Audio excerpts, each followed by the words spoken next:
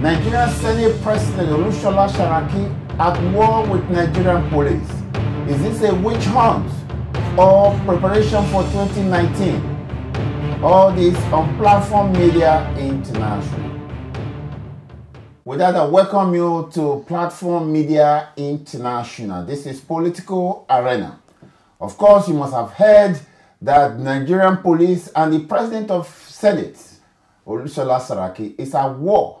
The police have alleged that the President of the Senate has been enabling some thugs, and not enabling them for thuggery, but for armed robbery.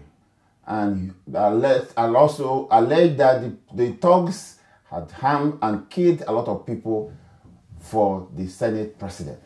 And as a matter of fact, these thugs and robbers, as you may call them, were on TV and everywhere, confessing that they have been enabled by the Senate President. But the Senate President says no.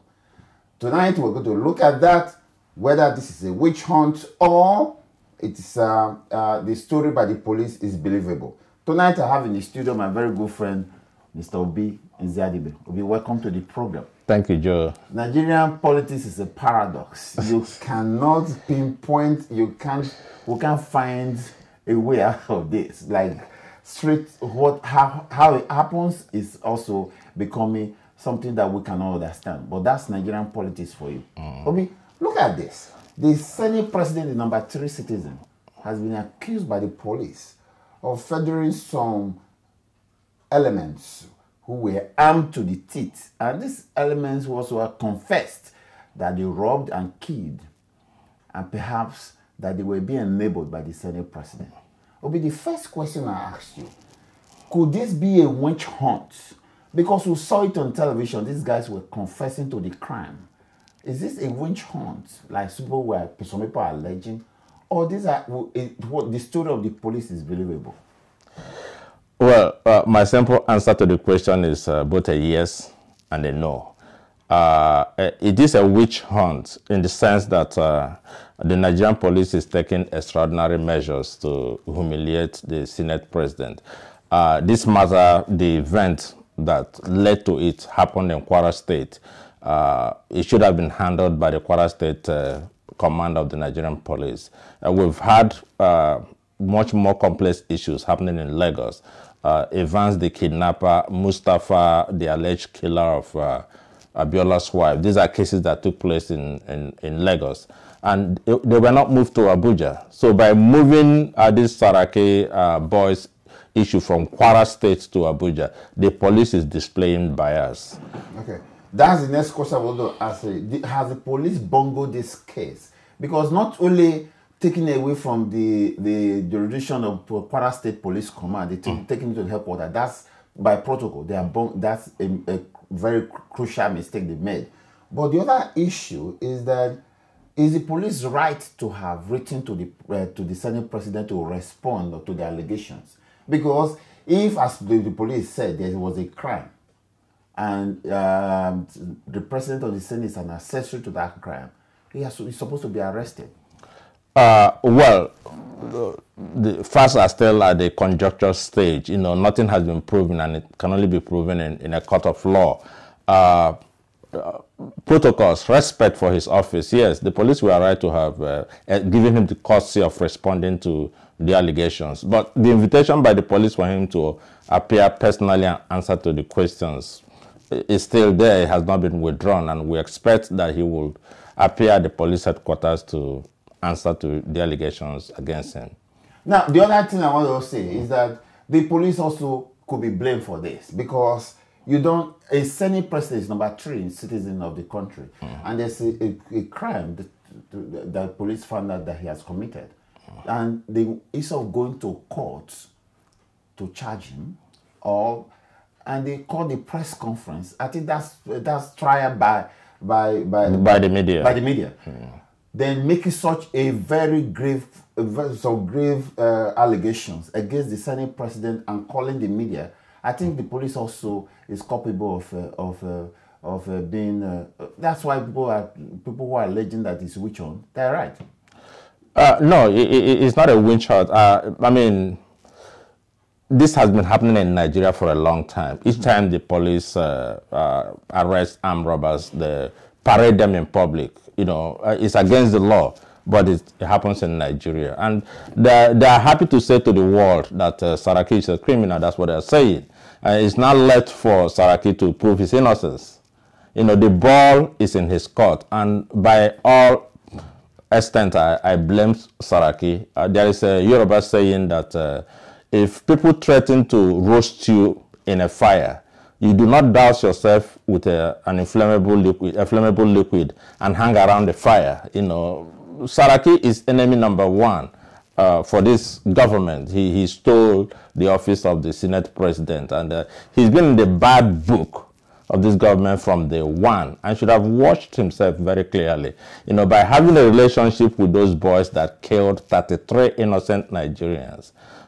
In my opinion, you know, whether he is guilty or not, I believe he should resign his position and clear his name. Under Obasanjo, Chubo Kadibo resigned his position. His crime was simply that he awarded contracts to a company that was not duly registered. Adolphus Nwabara, another Senate president, also resigned. Yes, you know, NWM was forced out, but Adolphus requested for 50 million naira from Fabian Osuji, who was then education minister, and for that offense, he lost his position as Senate president. So why should Saraki drag the good name of the Senate to the mud because of his personal ambitions? No, I don't think he should remain the Senate president. He should go fight, clear his name, and then come back to fight.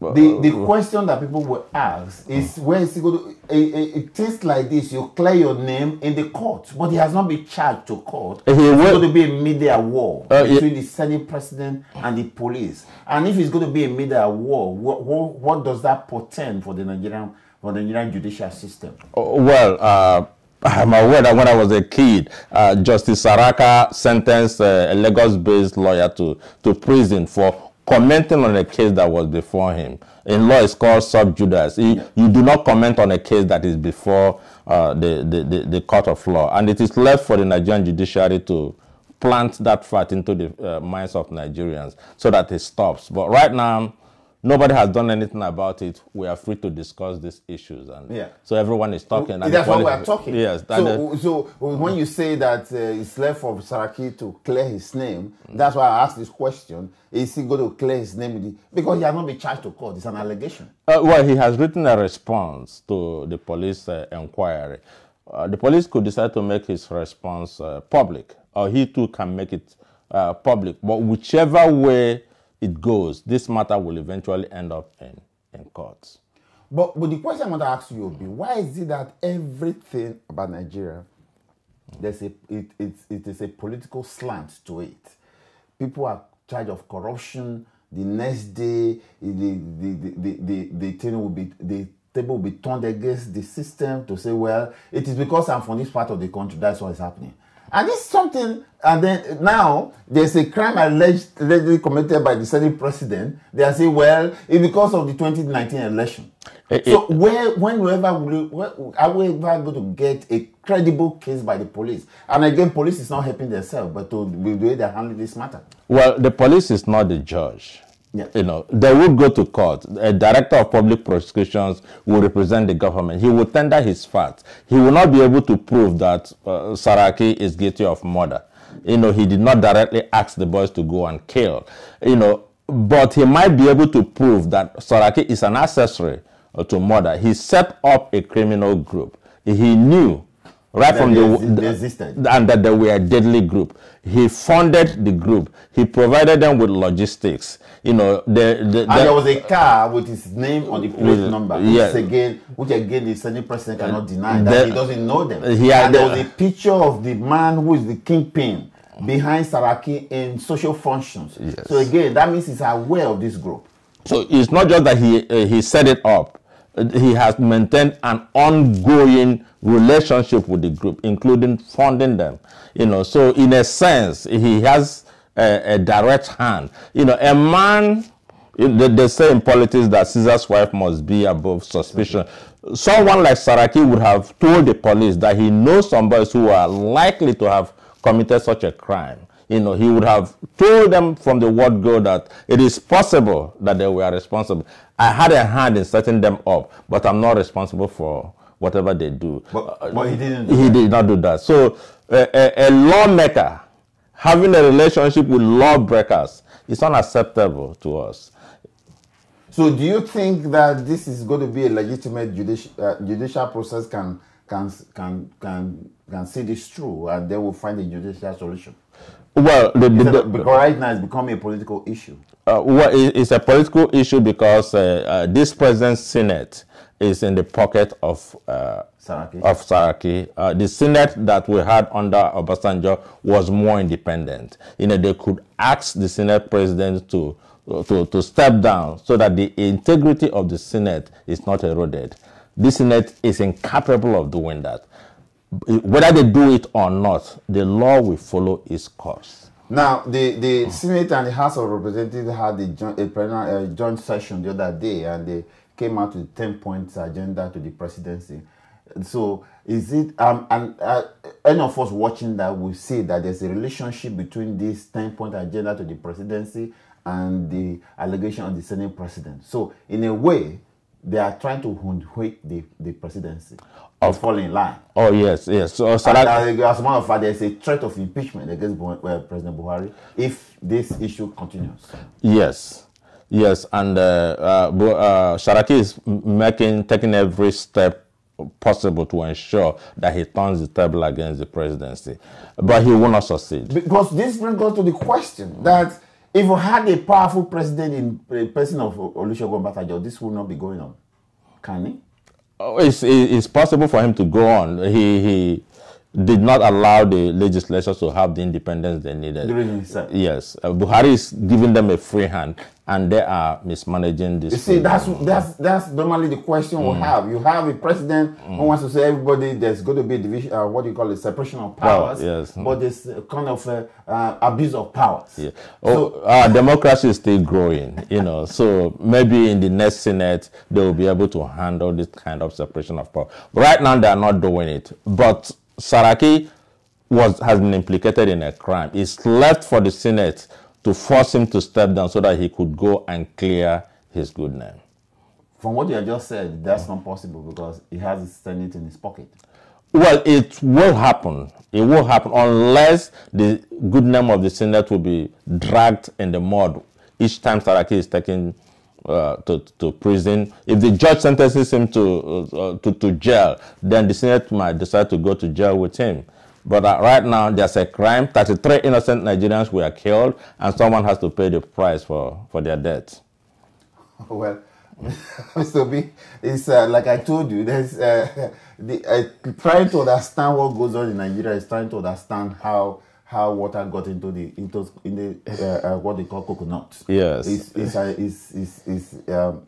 you cannot actually bring it to the fore and people to understand, except you are within Nigeria. Even those people within Nigeria cannot actually understand things that go on in the political system. And we begin to bring it to our viewers, but I guess the loser in this case is the Nigerian system. The police have lost, the Senate have lost, and the belief in the system seems to be winning every day. Correct, Mr. B? Well, that is it. But the government too, the presidency is trying to use these issues to divert our attention from the problems. The issue at hand, which is unemployment, which is hunger in the land, wages that are not paid, lack of infrastructure, a government system that seems to be in shambles, hopelessness and wickedness. Those are and lack of security and security of life and property. Those are the issues facing Nigerians, and the earlier the government recognizes that these things are side shows, the better. Well, Mr. B, thank you for coming to the program. We'll continue to follow up this issue and see where it ends. Perhaps it may not end because it's going to be, perhaps it's going to be one of those Nigerian issues where they sweep under the carpet after maybe a few months. We heard this case, and those boys, those killers, alleged killers, are left into the street again to mix up with the credible Nigerians. I want to thank you for the coming to the program. Thank you. And viewers, that's the allegation against the Senate President of Nigeria, Senate President Saraki, and the police are making such allegations, and we want to see how that plays out. Perhaps we may not see the end in this dispensation, or perhaps it's going to be swept under the carpet as usual in the Nigerian political system. We're going to follow it up. Catch us on Facebook, Twitter, and Instagram. This is Political Arena, presented by Joe Ehizode. Wishing you happy night rest. Good night.